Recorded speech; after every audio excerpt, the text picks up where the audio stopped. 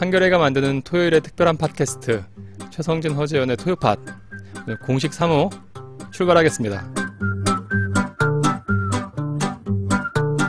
네, 저는 그 한겨레 토요판 팀장 맡고 있는 최성진 기자라고 합니다. 네, 안녕하세요. 저는 팀장을 닮고 싶어하는 팀장의 영원한 딸랑이 허재현 기자입니다. 토요판 팀에 있습니다. 매번 그 허재현 기자 앞에 있는 그 수식어가 달라지는 것 같아요. 다채로워요, 되게. 사실 뭐 변변치 않지만 약간의 준비를 늘 하고 오는데요. 팀장에게 어떻게 하면 잘 보여볼까?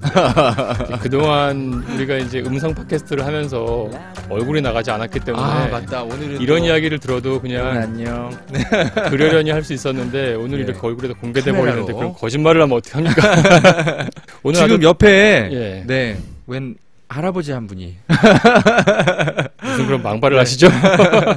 지금 이렇게 방송으로 지금 이렇게 유튜브로 보고 계신 분들도 계실 텐데 한 분이 앉아 계십니다. 저희가 오늘 특별한 팟캐스트 방송 오늘 사실 준비를 한 건데 제가 어떻게 설명을 좀 드릴까요? 이분 앉아 계신 분이 누구신지 일단 소개를 먼저 듣는 게 순서겠죠? 그럴까요? 본인이 직접 소개해 주시겠습니까? 안녕하세요, 어르신. 네, 안녕하십니까. 저도 앞에 수식어를 하나 붙여야 되겠습니다.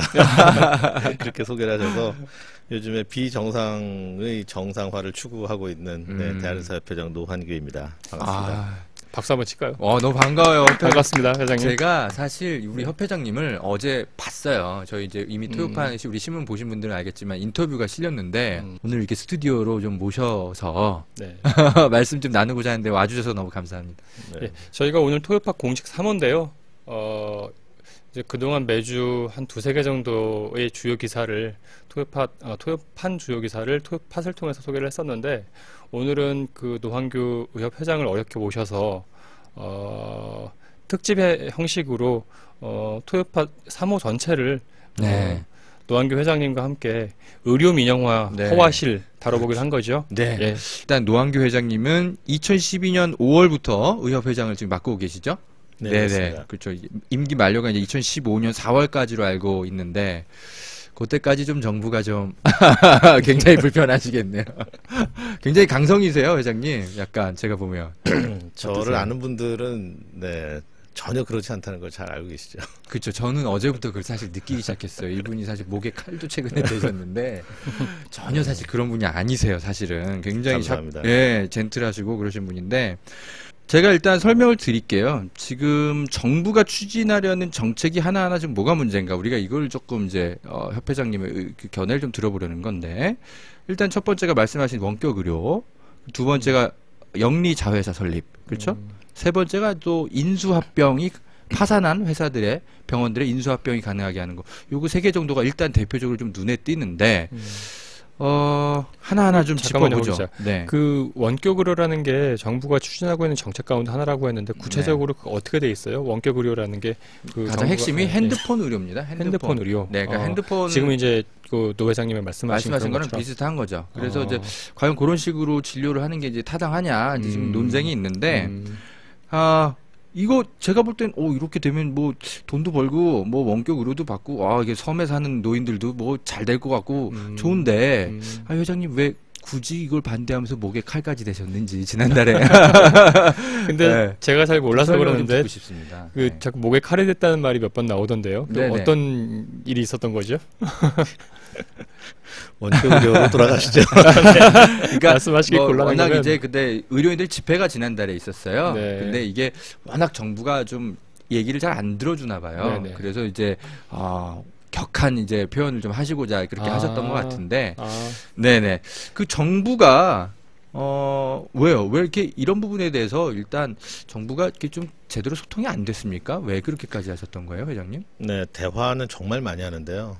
이제 소통이 안 되죠. 대화가 대화로 끝나기 때문에 특히나 이 원격 의료와 관련해서는 보건복지부가 사실상은 아무런 권한이 없었기 때문에 보건복지부도 이 원격 의료에 대해서는 즉 원격 진료를 허용하는 것에 대해서는 부정적이었는데 원래는 부정적이었어요. 근데 보건복지부가 지금 원격 의료 하자고 알고 있잖아요. 지금 뭐 주무부서니까 열심히 하죠. 그러나 이제 경제부처가 밀어붙여서 기획재정부 산업통상자원부 또 미래창조과학부 이런 데서 이제 목소리를 높이고 보건복지부가 사실상 굴복한 것이라고 뭐 저는 그렇게 얘기를 하고 있습니다. 원래 보건복지부가 대화할 때는 원격으로 좀 아닌 것 같다 이렇게 얘기해 왔다고요?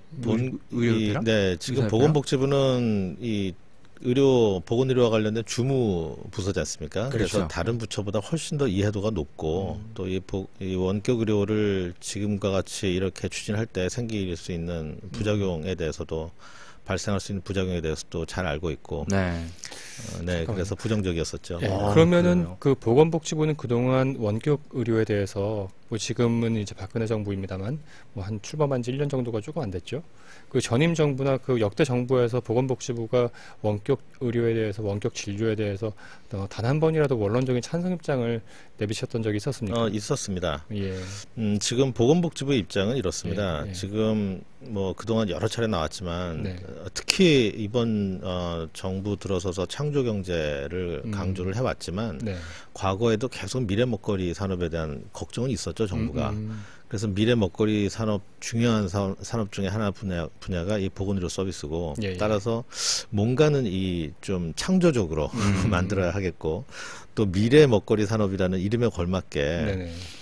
새로운 산업 분야를 창조해야 되겠는데 그것이 이제 이 원격 의료라고 하는 아이템과 잘 맞아떨어진 것이죠. 원격 의료는 이 의료와 그다음에 IT 기술을 융합시킨 전형적인 융합 산업 분야로 인식되고 있기 창조적인데요. 때문에 네. 아주 겉으로는 좋아 보이는데. 그래서 이 원격 의료에 대한 미련을 버리지 못하는 것이고 그래서 과거 이명박 정부 때에도 보건복지부가 2009년도부터 2010년도까지 이것을 추진했었습니다. 사실 또 그랬던 미국에선 적이 지금 있었군요. 몇몇 주들이 하고 있어요. 네, 이거를. 그렇습니다. 네네. 네. 그래서 이 지금 원격 의료와 네. 원격 진료를 저는 지금 정부에서 정확하게 이해하지 못하고 좀 혼돈해서 그런 무슨 차이가 것이 있어요? 아닌가.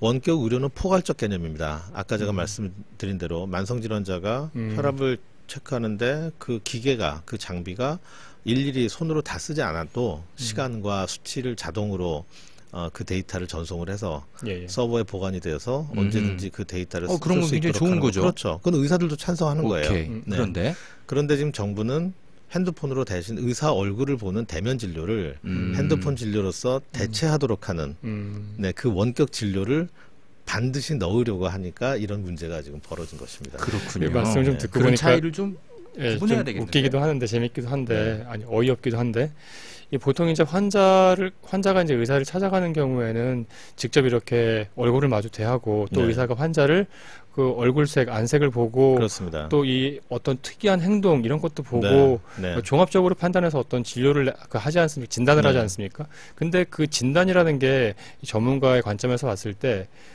휴대폰으로 이렇게 얼굴을 보고 하는 진단이 어느 정도 정확한가요? 어느 정도 가능한가요? 일단 저희가 진료의 기본적인 그러니까 네. 진찰 행위의 기본적 요소를 이제 5가지를 잡는데요. 네네. 시진, 문진, 청진, 네네. 그리고 촉진, 타진. 음, 환자를 눈으로 보기도 하고 물어보고 네, 그리고 귀로 듣고 그래요? 또 두들겨보고 또 나 진료받을 때 그렇게 자세하게 치료 안 네. 받던데. 이제 나중에 얘기가 나오겠지만 박리담회를 해야만 하는 지금 의료 환경 때문에 그렇죠. 진료가 많이 소홀해졌는데요. 예. 어찌됐든 이런 5가지 원칙이 필요한데 정부는 지금 핸드폰을 통한 영상 진료를 넘어서서 네. 이제는 영상도 필요 없이 네. 그냥 일반 전화 그리고 또 컴퓨터를 통한 인터넷 진료 이런 것까지 허용을 하겠다라고 하는 것이 지난번 광고에도 신문 광고에도 네. 그렇게 나왔습니다. 아니 근데 일반 제가 전화까지도. 그러면 정부 쪽 입장을 좀 대변해 드리면 네. 그 산간 벽지나 뭐 네. 섬에서 사신 노인들 사실 네. 병원 없거든요. 근데 네, 당장 네, 네. 아파요. 네. 근데 뭐 배 타고 맨날 나갈 수는 없고 그렇다고 네. 의사가 와주지도 않고. 네. 그럴 땐 사실 그런 거 유용한 거 아니에요? 회장님 어때요? 그 무이촌 소위 말하는 예, 예. 이제 무이촌 진료인데요. 음. 지금 대한민국에는 사실상의 무이촌은 거의 없다고 봐야 됩니다. 그렇습니까? 네, 왜냐하면 의사가 부족한 지역은 지금 군 대신에 복무하도록 하는 공중보건의사 제도가 있고요. 맞아요, 사실. 네, 그 네, 시골 공중보건- 가보면 다 네. 할머니들이 그리고 도움을 지금 많이 받고 의원급 계시죠. 의료기관도 거의 뭐 지금 면 단위, 리 단위까지 전국적으로 다 들어가 있고. 그건 그렇더라고요. 네, 그래서 지금 공중보건의사는 도심에 근무하고 있는 공중보건의사도 굉장히 많습니다. 그래서 지금 그래도 부족하다면 도심 지역에 있는 공중보건의사부터 재배치시키고, 아하. 네, 그리고 이제 국가가 의사들 좀 더 고용하고, 그래서 방문 진료, 또 때로 필요하다면 방문 간호까지도 해서 찾아가는 그렇군요. 서비스를 해야지 그 소수의 얼마나 될지 모르겠지만 그 소수의 인력을 위해서 또 지금 정부의 취지는 거기에 있는 게 아니기 때문에 그렇게 한정할 생각도 없죠. 그러니까 반드시 전면 풀어야 하겠다. 예. 특히 초진 진료 같은 경우도 특히 초진은 위험해 보이는데 초진을 휴대폰으로 한다? 이건 좀 문제가 있어 보이는데 진짜 제가 생각해도 네. 제가 볼 때도 그 정부가 내세우고 있는 그런 어떤 원격 진료, 원격 네. 의료의 목적이 무의촌 의사가 없는 지역에 있는 노인들을 위해서 시행하는 것처럼 이야기를 하는 건 조금 어폐가 있을 것 같아요. 왜냐하면은 이거를 만약에 보건복지부가 의료복지, 의료 서비스 증진 차원에서 주도적으로 시행한 것이라면 모르겠지만 보건복지부는 오히려 난색을 표하고 경제 관련 사실 속으로 부처에서 난색을 표하고 있다고요. 그렇게 네. 이거 일방적으로 추진을 해서 드라이브를 걸어가고 추진을 한다면은 그거는 그 의료복지의 프레임에서 추진을 하는 게 아니라 경제적 목적, 뭐 그런 부의 네, 창출, 뭐 그런 맞습니다. 것 때문에 추진하는 거 아니겠습니까? 더욱이 아까 예. 이제 도서벽지 얘기를 하셨는데 네. 예컨대 의원급 의료기관이 없는 어느 섬이라고 하죠. 네. 원격 진료를 했는데 그래서 처방을 받았어요. 그럼 거기에 약국은 있을까요? 그렇죠. 그러네. 네. 병원과 약국은 항상 함께 있기 때문에 네. 지금 요번에 또 약국은 뺐거든요. 또 그렇군요. 네, 결국 이것이 실효성이 없는 네. 네, 그런 것이고 그다음에 또 이런 질문도 많이 하세요. 핸드폰 진료를 허용한다고 해서 어떤 산업에 뭐 유발 효과가 있을 것인가? 기업에 좋다고 하는데 기업이 어떤 이득을 얻는가?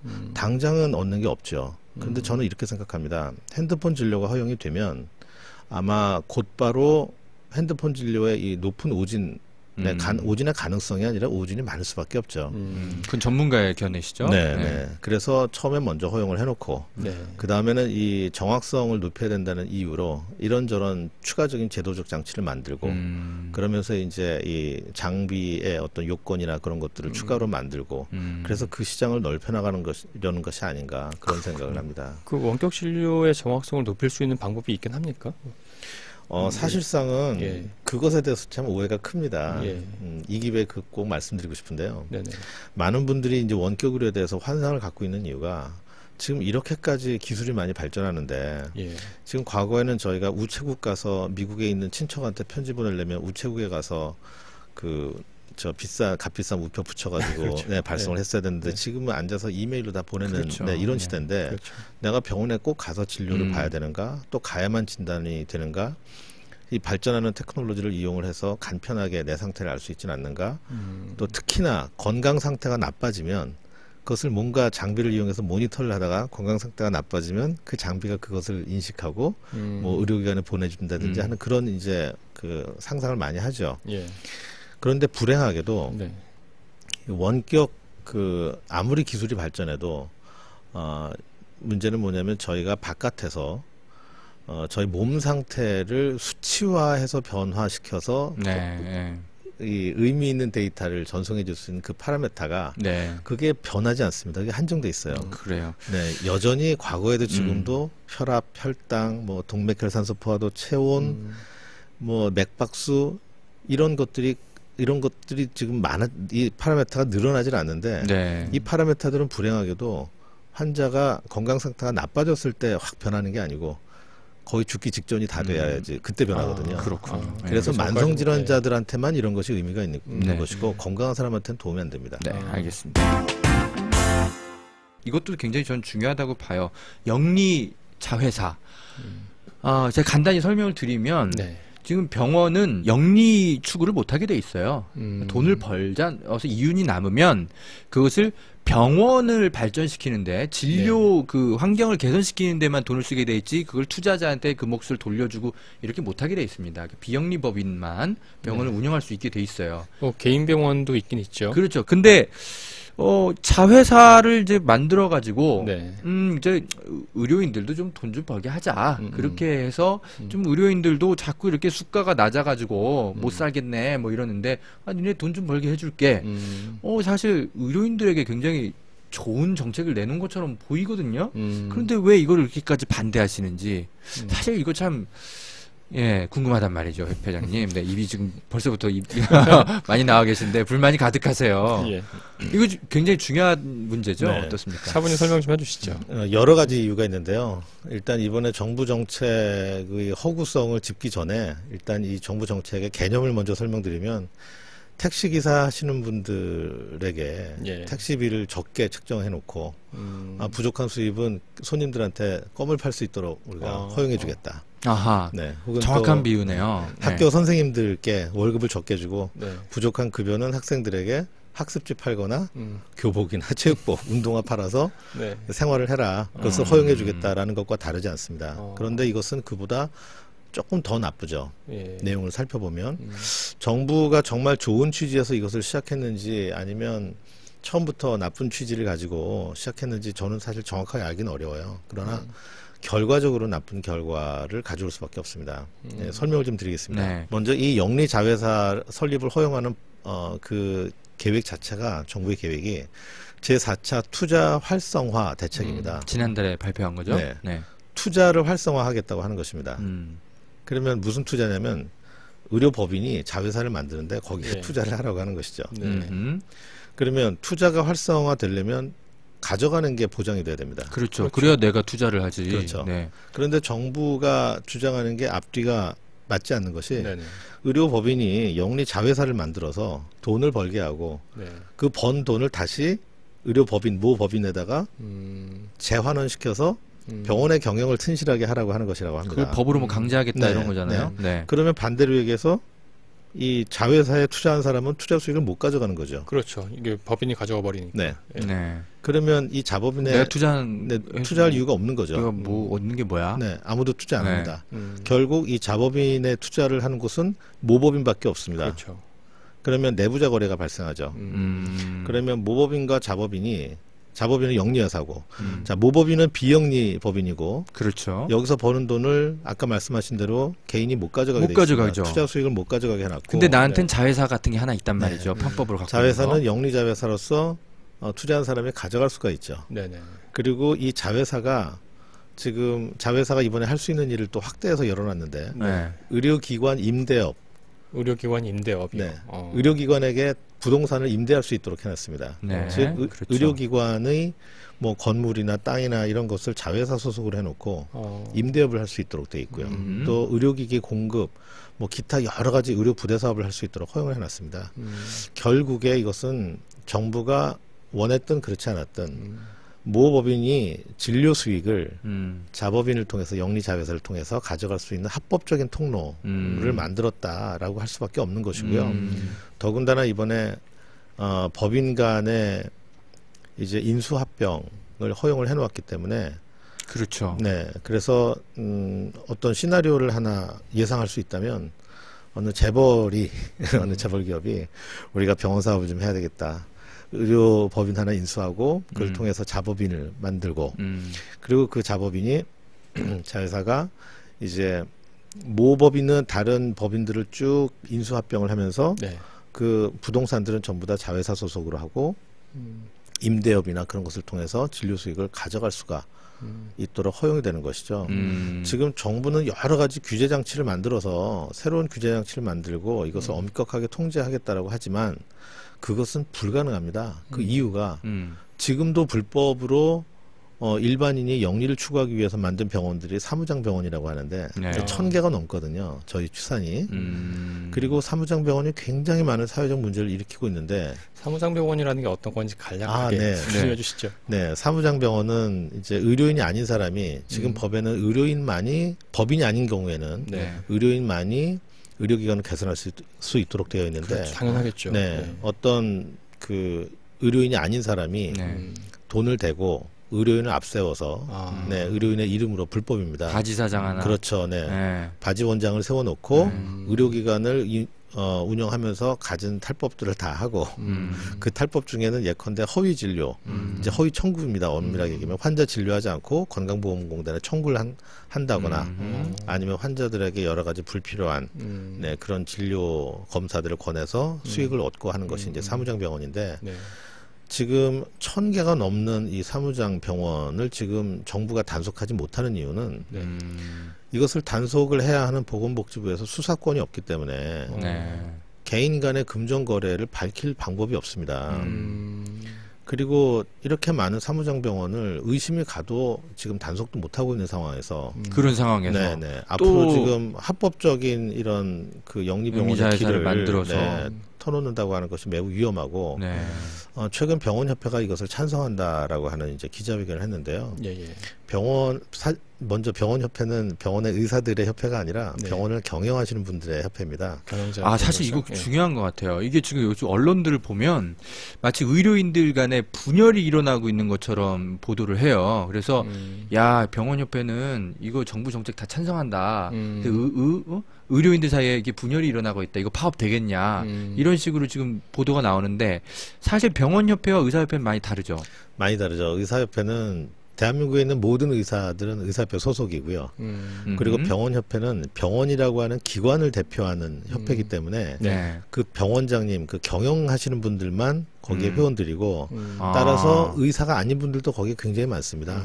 물론 의사 출신 병원장들도 있겠지만 경영인들도 그렇습니다. 있겠지만 의사가 아닌 그야말로 이제 이사장들. 경영을 하시는 분들도 네. 있을 테니까 맞습니다. 그런 분들까지 의료인들이라고 하는 거는 경영자 단체 그 아닙니까? 약간 이게 아, 무슨 맞습니다. 단체가 정확하게 아니고? 말씀드린 네. 경영계 단체고요. 네. 그래서 요번에 이제 그 지도부가 좀 저는 네. 적어도 네. 그런 전체 의견을 반영해야 되는데 네. 지금 훨씬 더 많은 분들의 의견은 찬성하지 않습니다. 병원협회에서도요. 네네. 다만 이제 그 병원을 경영하시는 분들이 굉장히 목말랐던 것 중에 하나가 네. 지금 법에 의해서 이 비영리법인인 의료기관을 운영을 하다가 경영이 어려워져서 문을 닫으려면 이걸 국가에 헌납하도록 되어 있었습니다. 지금까지. 맞아요. 그렇죠. 지금도 원래 그러죠. 그래요. 네. 저 약간 깜짝 놀랐어요. 내가 네. 기사 쓰면서. 그래서 병원이 재산권을- 망하면은 네. 그냥 망한 그 자산을 원래 그 병원장이 가져가는 게 아니고 예. 국가나 지자체에 원래 헌납하게 돼 있어요. 우리 법으로. 네. 그런데 이번에 네. 바뀐다는 거죠. 네. 그래서 그것 때문에 이번에 특히 환영을 하는 것이고요. 그러니까요. 그리고 이제 일부의 병원장님들이 네. 진료 수익을 빼내갈 수 있는 합법적인 통로가 만들어져서 좋아하시는 분도 계시지만 네, 대다수 경영하시는 분들은 이 부분 때문에 크게 환영을 하시는 것이고 근데 이것은 굳이 이런 방법으로 허용하지 않더라도 국가에서 예를 들어서 최소한의 개인의 그런 재산권 보호를 위해서 네. 나중에 처분을 할 때 그것을 적절한 가격에 매입을 하는 장치를 만들거나 네. 하면은 그분들이 이걸 반대하실 겁니다. 그런 장치가 마련된다면. 그래요. 우리가 네. 이제 의료 민영화라는 말을 많이 쓰는데 거기에 이제 지금 아까 허재현 기자가 소개했던 몇 가지 정책 등을 토대로 우리가 이제 그런 용어를 쓰는 거죠. 뭐 영리 자회사 설립, 의료법인 그리고 또 그 뭐였죠? 그 원격 진료 허용 이런 것들 가지고 우리가 총체적으로 묶어서 의료 민영화라고 얘기를 하는데 그 의료 민영화라는 용어는 적절합니까? 왜냐면 왜 이 질문을 드리냐면 얼마 전에 그 철도 파업이 크게 있었죠. 그때도 이제 철도 민영화라는 표현을 많이 썼었는데 또 일부 또 전문가들 사이에서는 그건 민영화라는 표현 적절하지 않고 철도 사양화가 맞다. 이런 또 논란도 조금 있었거든요. 네네. 네, 의료 민영화라는 용어에 대해서 어떻게 생각하십니까? 네, 먼저 설명드리기 전에 네. 이 뭐 민영화, 영리화 네. 이런 그 논란을 정부가 주장하는 대로 뭐 의료계 단체나 네. 혹은 일부 시민단체에서 만들어낸 것이 아니고 음흠. 저는 그 논란을 촉발시킨 분은 현호석 경제부총리. 경제부총리, 기재부 장관이시라고 생각을 합니다. 네. 그 이유가 이분이 그런 말씀하셨어요. 작년도 여름에 중국도 영리병원을 한다. 우리도 규제를 풀어야 한다. 그러면 그 말씀은 곧 듣는 사람은 우리도 규제를 풀어서 영리병원을 하자는가 보다. 그런 말 아닙니까? 네, 그렇게 네. 해석할 수밖에 없죠. 네, 그런 본인이 영리를 추구하시는 철학을 갖고 계시네. 그런 표현을 이제 여러 차례 하셨는데 그래서 이제 논란이 만들어진 것이고요. 의료 민영화라는 단어를 지금 이제 많은 국민들이 의료 민영화 반대에 지금 반대의 목소리를 내고 계시고 찬성하시는데 정작 의사협회는 의료 민영화라는 단어는 쓴 적이 없습니다. 그렇죠. 네, 저희는 의료 민영화 의료 영리화란 단어 쓰고 그렇습니다. 계시죠? 의료 영리화, 정확히? 의료 네. 상업화 그리고 이제 정확하게는 영리병원 반대를 했는데요. 왜 저희가 그 단어를 쓰지 않았냐면 예. 의료 민영화라는 단어의 정의가 너무 모호해서 사람들마다 다 다르게 해석하기 때문에 네. 예컨대 공보험을 포기하는 것이 민영화인지 아니면 의료 서비스를 공급하는 공급 주체가 민간 의료기관이냐 공공 의료기관이냐 그거에 따라서 달라지는 것인지 또는 이 영리병원을 허용하는 것이 민영화냐 그렇지 않느냐 그래서 다 해석이 다 다르기 달라지죠. 때문에 네. 그래서 이제 정부도 또 앞뒤가 안 맞는 주장을 한번 했습니다. 뭐라고 했냐면 의료 민영화 반대한다고 하니까 정부가 그렇게 얘기했죠. 우리도 의료 민영화 반대한다. 우리도 반대한다. 자, 그러면서 예. 그러면서 동시에 예. 이미 의료 민영화 돼 있다고 얘기했습니다. 이미 민간 의료기관이 94%니까 그걸 네. 갖고요. 그러면 지금 시스템이 나쁘다라고 얘기하는 것이고 그러면 정부는 의료 국영화를 해야 되는데 또 그런 계획을 안 갖고 있죠. 네. 정리를 좀 할 필요가 있어요. 그러니까 지금 청취자분들도 좀 헷갈리실 텐데 우리가 공공의료보험제도를 가지고 있잖아요. 그리고 네. 민영의료보험 회사들이 좀 있죠. 네, 네. 그런데 우리의 핵심은 공공의료보험이 핵심이라는 말이죠. 네. 그런 것만 따지면 우리나라는 의료 민영화가 안 돼 있어요. 그죠? 그걸 갖고 정부는 우리는 의료 민영화가 아니다. 우리가 그거 하는 거 아니다라고 주장하는 건데 다만 지금 여러 가지 정부의 정책이 그래도 의료기관이 영리를 추구하게 만드는 쪽으로 법이 바뀌는 측면으로 보자면 의료 민영화를 의료 영리화를 또 추구하고 있는 거예요. 그죠? 그렇습니다. 네. 그러니까 정부가 지금 약간의 말장난을 하고 있는 거 아닌가. 저는 좀 그런 생각이 좀 들어요. 네, 지금 이제 말장난이기도 하고요. 네. 또 하나는 그 배경에는 우리나라의 독특한 의료제도가 또 그 배경에 있습니다. 그걸 좀 자세히 사실 좀 네. 들을 필요가 있어요. 제가 그래서 오늘 네. 협회장님 모셨는데. 지금 이제 우리나라는 의료제도를 참 정부가 명확하게 할 필요가 있는데 정부는 계속 지금 공공의료를 우리가 강화하고 있다. 네. 그리고 이제 전 세계에도 어디에도 없는 정말 좋은 의료 시스템을 확보하고 있다라고 얘기하고 얘기하죠. 있는데 네. 저희는 거기에 전혀 동의하지 못하는 거죠. 저희는 이제 정부가 국민을 속이고 있고 속여왔고 네. 지금도 속이고 있고 계속 속일 수 있었던 데는 의사들도 책임이 있다라고 생각하는 것입니다. 방치를 세게 해놓은 나오시네요, 우리 회장님. 아닙니다. 네, 저희 정부가 정말 우리를 속이고 있다고요. 네, 어허. 그렇습니다. 왜냐하면 정부가 얘기한 대로 전체 의료기관의 94%가 민간 의료기관입니다. 그렇죠. 민간 의료기관이 공보험을 담당하고 있는 것이죠. 그거 좀 그러네요, 듣고 보니. 네. 그렇다면 민간 의료기관에게 최소한의 어떤 장치 마련을 하고 투자도 해야 되는데 네. 대한민국의 이 정부는 그런 투자가 전무합니다. 그리고 이 지금 최근에 이제 수가 얘기가 나오고 있는데 의료 수가, 저희가 네. 잘못된 건강보험제도의 근본적인 문제점을 얘기하면서 수가 얘기를 안 할 수가 없어요. 일부에서는 네. 그 애초에 의사협회 쪽의 반대가 네. 아까 이제 말씀하신 영리법인 그 자회사 네. 영리법인 설립이라든지 그 원격 원격의료라든지, 진료 네. 그런 걸 반대하는 쪽이었는데 네. 점점 좀 수가 현실화 쪽으로 옮겨간다. 그건 정부의 목적이 주장입니다. 다른 데 네. 있는 거 아니냐. 이제 이걸 네. 정부 쪽에서 내세우고 있던데 네. 지금 이제 네. 말씀하신 내용을 보면 그 어떻게 좀 반론을 네. 좀 펼칠 건가요? 네. 의료 수가 이거 얘기 좀 네, 정확히 먼저 해주시죠. 이제 네. 제가 울고 싶은데 뺨 때렸다는 말을 자주 하는데 울고 싶은 것이 의사들이 이제 건강보험제도의 문제점이었고요. 사실 의사들이 울고 싶었다. 네. 그 돈 잘 버는 분들이 이상하네. 뺨을 때린 게 이제 원격 의료와 바로 이 영리병원 네. 추구의 제도인 것이고요. 네. 지금의 의료제도는 정부가 운영하고 있는 건강보험, 공보험의 수가를 네. 그 수가라고 하는 것은 전체 진료비, 환자가 내는 진료비가 아니라 네. 보험의 진료비의 기준을 얘기하는 것입니다. 그렇죠. 이거 잘 구분해야 돼요. 그 네. 수가를 지금 원가보다 낮게 해놓은 거죠. 얼마나? 지금 그 분야마다 다르지만 네. 전체적으로 보면은 원가의 약 70% 수준입니다. 즉 환자를 진료할 때 네. 10만 원이 들어가면 음흠. 그러면 그것을 7만 원으로 책정해 놓은 것이죠. 7만 원만 병원에 준다. 7만 원만 보험공단에서 환자와 건강보험공단에서 모아가지고. 지급하는 것을 합한 금액을 7만 원에 맞춰 놓은 겁니다. 그럼 병원이 3만 원 손해 보는 거 손실 아니에요? 보는 거죠. 환자를 진료하고 손해를 보는 거죠. 그러면 대한민국 모든 병원이 이미 망했어야 됐는데 그렇죠. 근데 어떻게 안 망하고 망하지 있죠? 않았던 이유는 여러 가지 편법들을 개발했기 때문이고 아하. 그 편법 중에 대표적인 것이 이제 비급여죠. 비보험입니다. 보험이 안 되는 그렇습니다. 그 진료 네. 항목을 우리가 비급여라 그러죠. 네네 그렇습니다. 그래서 지금의 이 건강보험제도는 보험이 되는 질환, 보험이 되는 진료는 원가의 70% 선에서 맞춰서 진료를 하고 예. 그걸 강제하는 거죠. 예. 그렇죠. 그러면 의사가 선택할 수 있는 건 싸구려 진료를 하는 것밖에 없습니다. 70%밖에 맞춰서 돈을 안 해야 주니까. 되니까. 네. 그래서 싸구려 진료를 하거나 아니면 거기에 비보험 진료가 포함될 수 있는 여지가 있으면 네네. 비보험이 이제 이익률이 그래서 높죠. 지금 건강보험 수가는 원가의 70%밖에 안 주지만 네. 비보험은 평균 지금 한 190% 정도를 받아요. 아하. 거기에서 보전을 하는 거죠. 우리가 이제 병원에 가서 진료를 받으면 이거 보험이 되는 거는 굉장히 싼데 그렇죠. 진료비가 네. 보험이 안 되는 거는 꽁충 뛰지 않습니까? 네, 바로 그 그게 이유입니다. 이제 그 이유 때문인 네. 거죠. 그런데 이게 나쁜 것이 뭐냐면 건강보험이 되는 보험 수가는 입원 환자의 경우에는 5분의 1밖에 안 내거든요. 환자가. 건강보험공단이 5분의 4를 내고 네. 환자는 5분의 1밖에 안 내는데 그게 부족하기 때문에 의사들이 또 의료기관이 비급여를 만드는데 그 비급여는 환자의 본인 부담률이 100%예요. 20%가 아니라.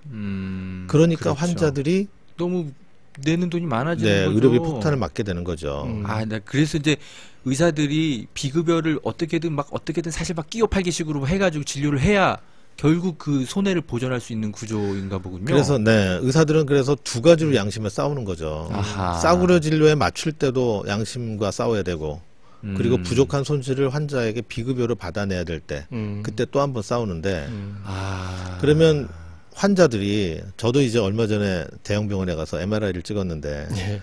머리 MRI를 찍었는데 127만 원이 나왔어요. 그러니까 왜 병원만 가면 맨날 MRI 찍고 막 이상한 난 필요 없어 보이는데 이상하게 뭐 하나 그래 맨날. 영수가 제가 이거군요, MRI를 이거 찍어본 지금. 적이 없어서 잘 모르겠는데 그건 비급여인가 보죠. 네. 사실 저도 찍어본 적 없는데 찍고서 진행을 위해. 이상이 나오면 이런 보험이 얘기를 됩니다. 하는 거죠. 아 이상이 나오면 네, 보험이 된다. 그것도 물론 이제 그 제한이 돼 있고요. 모든 게 다 그런 것이 아니고 네. 예를 들어서 제가 이제 자꾸 막 껌뻑껌뻑 대화 중에 예. 단어가 생각 안 나고 머리가 하얘지고 하는 증세가 생겨서 뇌혈관에 문제가 생겼나 해서 이제 가서 찍으러 갔는데 뇌혈관에 문제가 이상이 나오면 보험이 되고 알기 위해서 찍는 건데 그렇죠. 안 나오면 보험이 안 됩니다.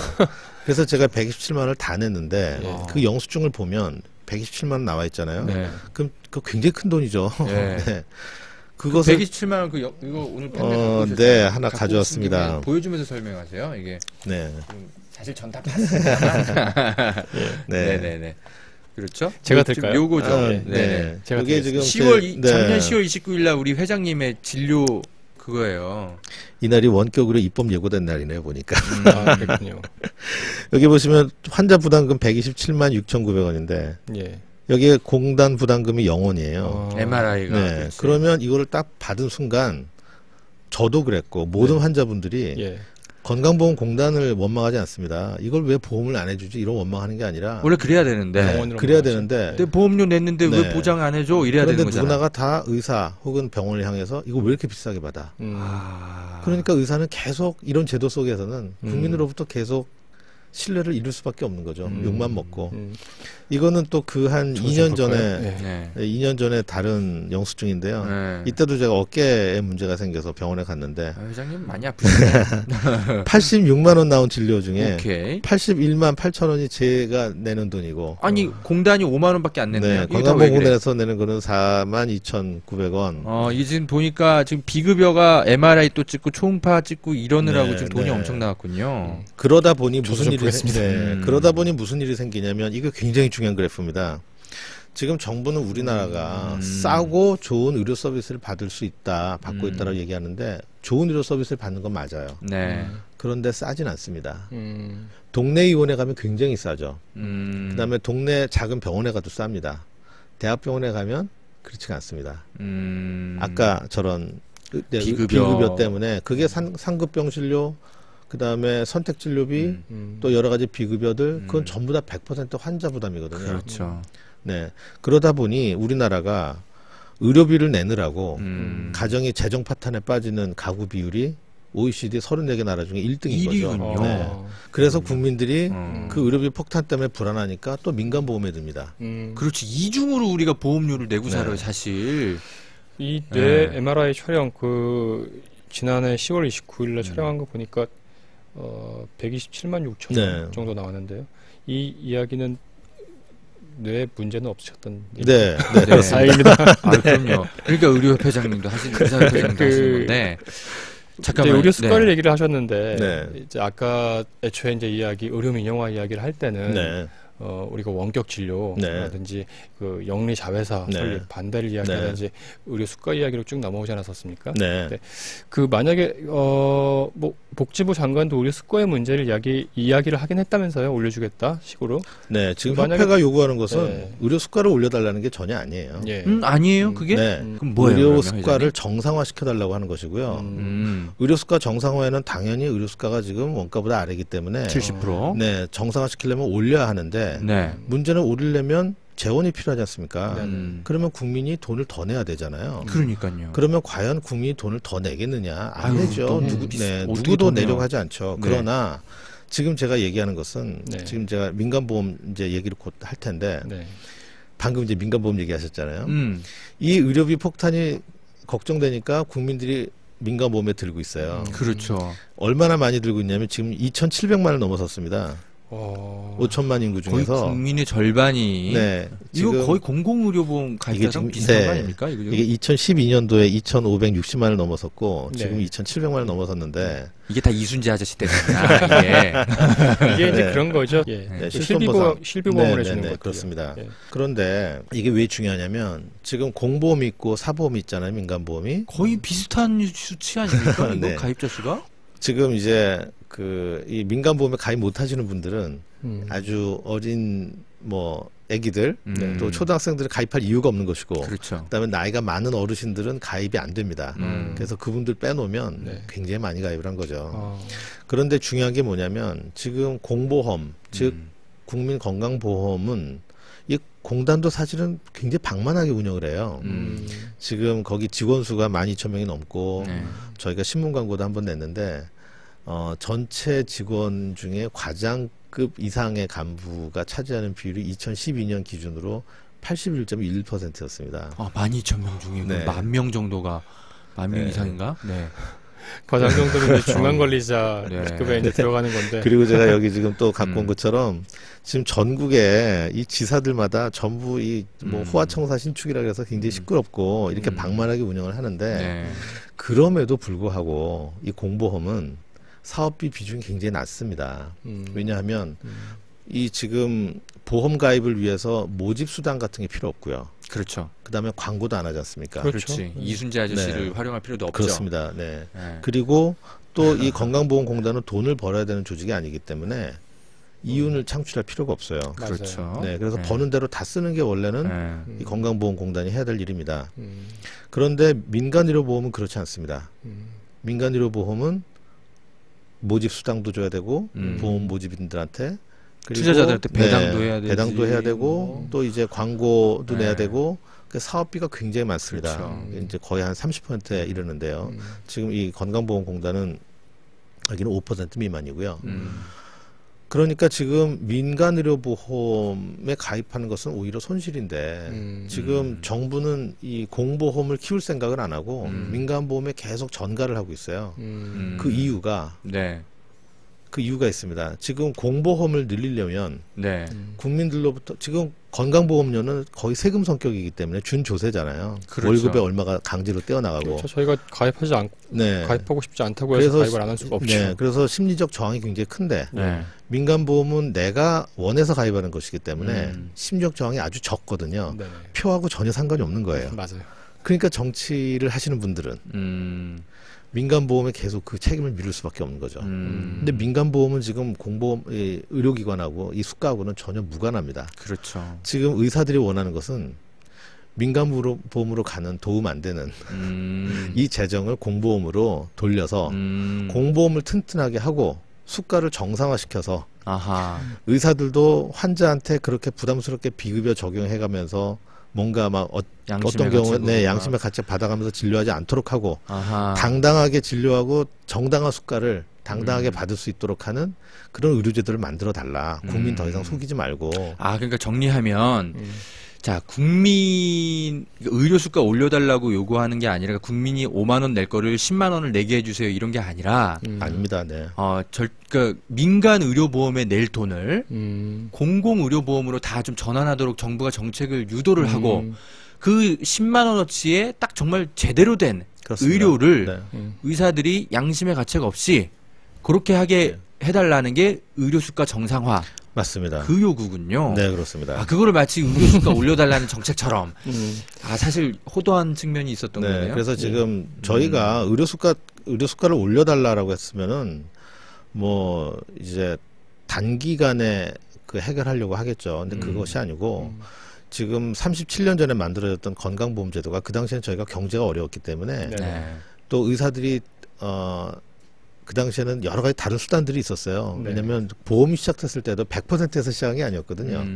네, 일부 한 5%에서 시범 사업으로 시작했기 때문에 네. 일반 환자들도 있었고 또 뭐 의약분업 전이었기 때문에 뭐 약의 할증이나 여러 가지 네. 편법들도 있었고 그래서 이 보험 수가가 낮아도 손실 보는 것을 보충할 수단이 있었지만 네. 지금은 이제 정상적인 진료 그러니까 그런 편법적인 수단이 이제는 다 없어졌기 때문에 이제 정상적인 진료마저도 많은 지장을 받게 되는 것이죠.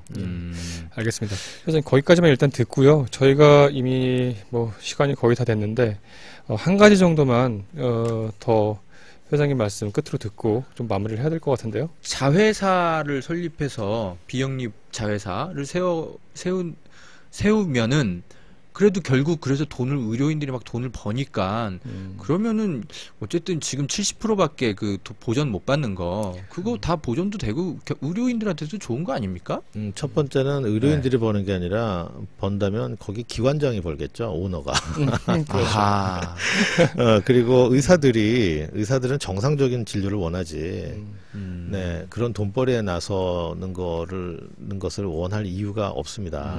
네, 그러니까 지금 이 정부의 정책은 박근혜 대통령께서 늘 하시는 말씀대로 비정상적인 지금의 건강보험제도를 정상화시키는 데 집중을 해야 되는데 정상적인 것을 그대로 놓아두고 오히려 더 비정상적인 것을 더 활성화시키는 그런 편법을 활성화시키는 그런 정책이기 때문에 저희가 반대하는 것이죠. 미국처럼 할 게 아니라 네. 영국이나 그러니까 유럽 같은 나라들처럼 그렇게 의료보험 제도를 만들어가는 데 집중하자. 지금 딱 요 얘기신 것 같은데요. 지금 보니까 우리나라는 이미 네.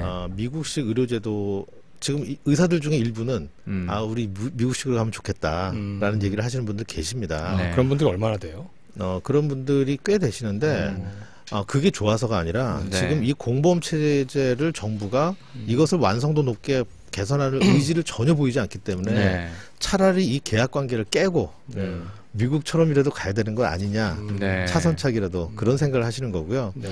지금 이미 우리나라는 정부도 여러 차례 공언을 했고 네, 네. 또 저희가 설문조사를 했더니 93%의 국민들이 네. 공보험 강화를 원하세요.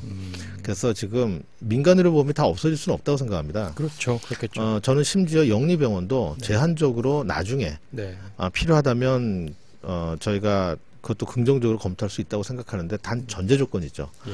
공공의료 시스템이 확고하게 자리를 잡은 다음에 그 다음에 저희가 그런 것들을 논할 수 있는 것이라고 생각을 합니다. 그래서 지금 정부가 시급히 해야 할 일은 이 비정상적인 건강보험제도를 하루속히 빨리 바꾸는 것이 네. 제가 지금 시간이 없지만 한 가지만 더 말씀드리겠습니다. 그래요. 네. 예, 예.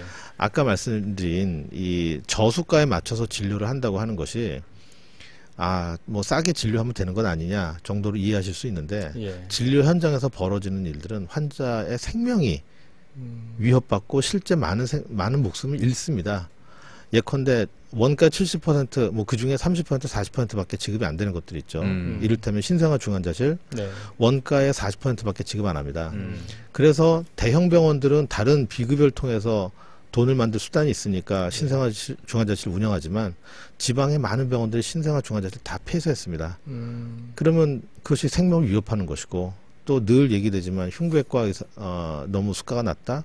흉부외과 의사들이 일자리가 없어서 심장 수술해야 되는 흉부외과 의사들이 점을 빼고 있고 네. 정작 수술 받아야 되는 사람은 흉부외과 의사가 현장에 없어서 돌아가시는 일이 목숨을 잃는 일이 네. 지금도 벌어지죠. 그래서 이것이 심각하다고 하는 것입니다. 네. 바쁘신 우리 의사협회 노원규 회장님 모시고 의료 민영화의 문제점에 대해서 집중적으로 한번 약 1시간 동안 짚어봤는데요. 의료 민영화에 대해서 취재를 계속 진행해 왔던 건 허재영 기자니까 정리를 끝으로 좀 해주시고 오늘 방송 마무리하죠. 아, 네. 네. 사실 뭐 이거보다 더 중요한 얘기들이 굉장히 많은데 참 시간 관계상 못한 게 안타깝네요, 제가. 네. 일단 저는 사실 밥그릇 싸움으로 조금 또 좀 의심도 좀 하고는 했습니다. 뭐 그런 건 사실인데, 물론 근데 뭐 의사들이 뭐 돈 많이 벌면 좋은데 정말 정직하게 돈 벌고 싶다. 맞습니다. 정말 환자들을 치료하면서 돈 맞습니다. 벌고 싶다. 껌 팔고 뭐 비싼 뭐 의료기기 막 이렇게 사용 강요시키고 뭐 그렇게 비양심적으로 돈 벌고 싶지 않다. 요런 게 좀 제가 좀 많이 좀 느껴지는 것 같고요. 어떻게 그 정부랑 뭐 협상 어떻게 뭐 좀 진행을 다음 주부터 하십니까? 네, 내일 상견례부터 시작이 됩니다. 네. 뭐 하여튼 좋은 결과가 좀 있었으면 좋겠고요. 네. 그 청취자분들이 예. 사실 이 정부가 사실 괴담이라 그러니까 이것도 정말 괴담 아니냐 이런 생각들을 또 하시는 분들이 있을 거예요. 근데 막상 또 우리 협회장님 얘기를 들어보면 또 그렇게 근거 없는 얘기만은 또 아닌 것 같다 이런 생각이 사실 좀 들고요. 그래서 정부가 항상 이제 정부 시책에 대해서 네. 관계 기관, 관련 단체나 네. 또 시민들이 반대를 하면은 일단 많이 봐왔잖아요. 일단 괴담이다. 이렇게 괴담으로 몰아붙여버리는데 오늘 아마 이 토요파 3회 그 의료 민영화의 진실 네. 방송을 시청하신 많은 분들께서는 노한규 회장님 설명 통해서 무엇이 괴담이고 무엇이 진실인지 무엇이 사실에 가까운지 네. 충분히 판단을 하실 수 있을 거라고 믿습니다. 네. 네, 그럼 오늘 노한규 회장님 수고 많으셨습니다. 네, 고맙습니다. 네, 감사합니다. 감사합니다. 저희는 다음 주에 더 좋은 주제로 여러분 다시 또 찾아뵙겠습니다. 감사합니다. 네, 안녕히 계세요.